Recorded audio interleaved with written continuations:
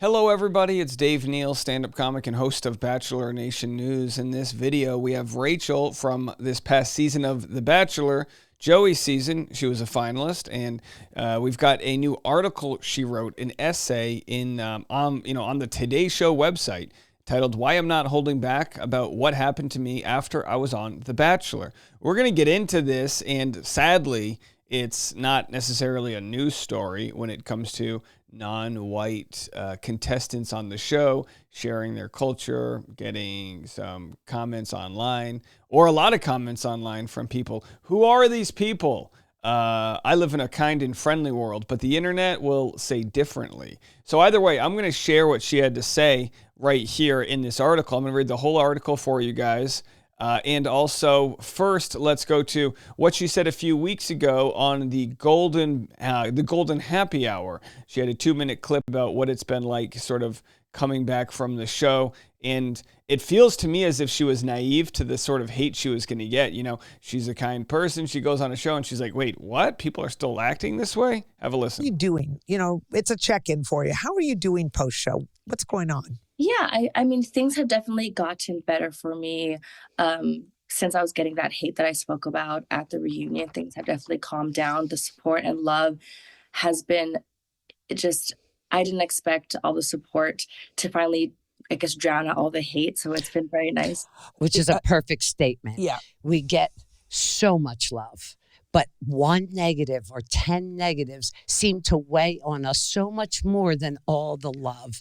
Yeah. You got to focus only on the love. And you know what? We get it too. Yeah. I have to say, Rachel, you intimated that it was some racial slurs coming your way. I mean, I said zip it. And you know, I have paid dear, I know, really, right? Zip it for that. But honestly, Susan and I have talked a lot about this. What does it feel like? For us, it's just, you try to ignore it, but it's hard. It's hard. Mm-hmm. I mean, it's definitely easier to ignore the comments like, oh, you're boring, or like Joey doesn't like you. Those are obviously way easier. But when it comes They said Joey doesn't like you?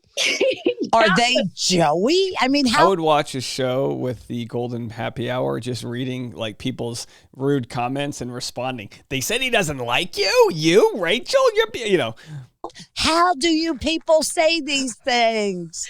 But also, that's why it's funny, because that's just them speculating off of an episode or off of me being shown for 5 minutes, you know? So those were obviously easy to ignore. But when it comes to things, talking about just my culture, my family, or my skin color, things like that, it can be hard to ignore. But my dad's always taught me to never use discrimination as a crutch. And I've never wanted that to be a reason to get sympathy from other people. But it just made me stronger as a person, and just kind of realize that that's someone's flaw, that's someone's personal issues. Yeah. That is woman. Definitely the high road. Good for you. Sure. Now, look, as I've said before, I don't have any solutions to the hate that exists online. It bothers me too, and I'm not getting it on a racial lens, right? It just bothers me as a person. So I can't imagine what she's feeling, having her own culture, her own upbringing questioned, her parents. I mean, I literally couldn't imagine.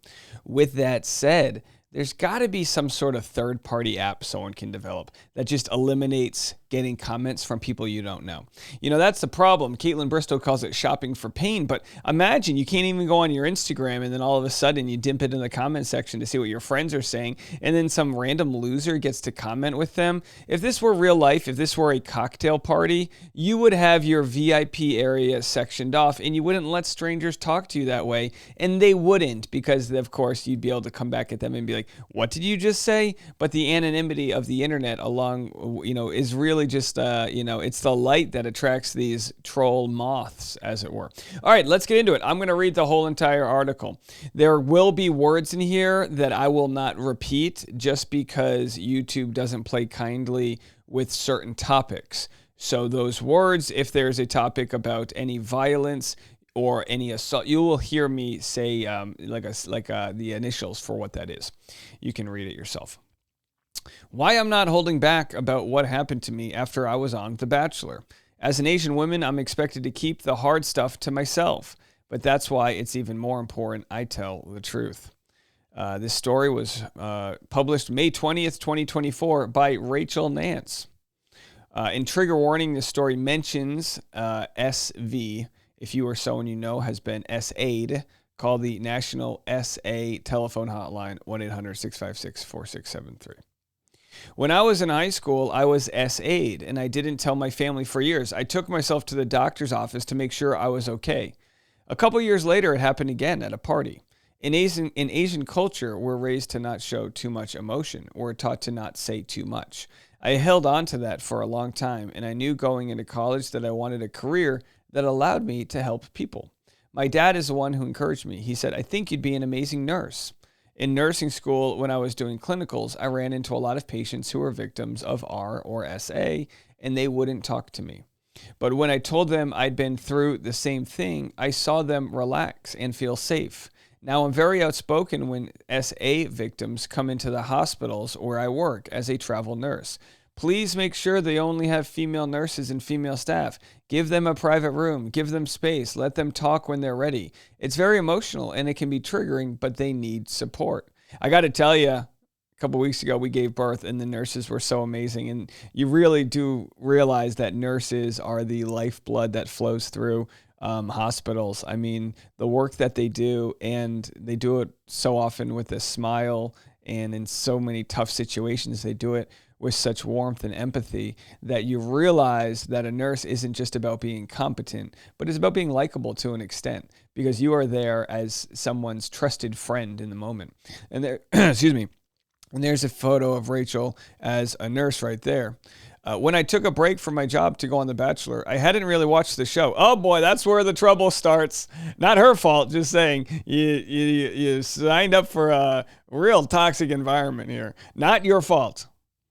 She said, my best friend nominated me. Oh boy, she owes you dinner. I just thought, oh my gosh, what a great opportunity. I can showcase who I am and what I am and my roots. And maybe the world will love that. My dad is Arab and black, and my mom is from the Philippines. I was born and raised in Hawaii. And I grew up in a big blended family. I loved it. For my hometown date on Joey's season of The Bachelor, I let my family take the reins and introduce him to several Filipino customs, traditional dances, and a feast of lechon. Lechon? Before the date, I had to prepare myself. I wondered, am I doing too much, showing my culture? But my family loved it, and I loved it. My mom and my auntie, who are both from the Philippines, were so proud. As soon as that episode aired on the East Coast, I knew something was off because I started getting some direct messages on my social media. People saying, I'm disgusting, and seeing you guys kiss is foul. I deleted the messages. Then once it aired all over, my phone blew up. People were saying my family is barbaric. My culture is barbaric. I'm a jungle Asian. People who were repulsed that Joey would even want to be with me. I tried my best to not let it get to me. The attacks on me weren't what bothered me. It was that people were attacking something my family was so proud of, where we come from. The comments were the worst. I started deleting any comments on my posts so that my family wouldn't see them, but it was too much. They'd already seen. Finally, I put a safety filter on TikTok and Instagram so I couldn't see what everyone was saying. I blocked words like animal and Asian and skin. And that's another example, right? It's like one thing if you learn how to protect yourself from this, but then your family gets dragged into this as well. How shameful. And it shouldn't be. It should be a moment where they get to embrace that they got some airtime on TV. It wasn't my first time dealing with racism, but I always kept it very quiet. I didn't bring it up to my boss at the workplace. I didn't bring it up to the referees at my volleyball games. And later I felt that by being silent in those times, I kept the cycle going. So ahead of the Women Tell All episode of The Bachelor, I asked producers if I could share my experience. Because if I don't, I think everyone will think everything is perfect and there are no repercussions for being from a multicultural background or a minority in Bachelor Nation. I was so emotional. It was like everything I'd ever experienced was coming up at that point. I have a hard time letting those emotions out because of how I was raised. I didn't want anyone to think, oh, she's just trying to make a scene. While I was on stage talking, the girls were cheering for me. I felt the love from all of them. The audience, too. For the first time since getting all those hateful messages, I just didn't feel alone. Yeah, that's what's tough is you don't get that live validation from the audience right away, right? You just get that hate. And, of course, there's good out there, but it's outweighed by the hate. On the Women Tell All episode of The Bachelor, I opened up about the racist insults I'd been dealing with since being on the show. I don't regret going on the show. I loved every second of it, the ups and the downs. When I first started filming, I met with the show's therapist, and she asked me, what's your purpose for being on the show? I said, my purpose is that I'm here to find love, and I think it might be with Joey. But sometimes when it's not you at the end, that's the best outcome. And honestly, for me, not being with Joey was the best outcome because I fell back in love with myself, with my family, with who I am as a person. Toward the end of filming, I spoke with a therapist again, and she asked me the same question, and I said, now I think my purpose is to heal myself from things I didn't know I was going through. Would I do reality TV again? I don't want to say no, but I also don't want to say yes because I only want to say yes to opportunities that feel right in the moment. I'm still a nurse full time and I love it. It's crazy because sometimes patients or people in the emergency room lobby recognize me now. I'm passionate about advocating for SA survivors and also for mental health in the healthcare field. I'm not sure what's next for me, but whatever it is, I hope I can be a voice for those who have been silenced. As told to Rena Murray, this interview has been edited. Well, very interesting stuff. We knew we liked Rachel beforehand, and now it's confirmed. She didn't get to being a nurse for nothing. She earned every step of the way, and I really resonated with her saying how she felt like if she didn't speak up, she'd be complicit. And I'm torn on this because, yes, the hate exists out there. We talk about this all the time. We live in a world that seems so divided, and yet it's never been safer, which is kind of hard to say. We live in a world that's never been safer. It's just we're exposed to all that hatred. So while it's always been there, it's bubbling to the surface because it shows up right in our pockets with the worst bully that's ever existed.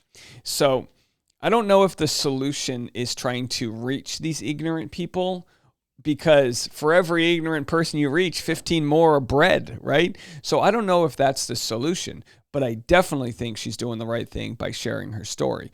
It might be, I honestly think one of the solutions might be a tech-based solution. I hate to say it. I think the tech-based solution of finding a way to eliminate comments, and you might say, oh, that means you then live in an echo chamber. Good. I think we need more echo chambers. Not, when someone has a issue, they can't take it up with you, but it's like, how lazy has the hate gotten that people can just do and send it your way, and it can really wreck you. We don't need that. We don't need that in society. We need more love, and luckily for Rachel, I think she understands that. She's spreading that love, and she's spreading her culture, and I hope she understands more people smiled from watching her segment than frowned, okay? By a long mile, because she's authentic and she's real and she shared that love with us. So on behalf of the normal folks in Bachelor Nation, thank you so much for that. All right, we'll be back with more content right after this.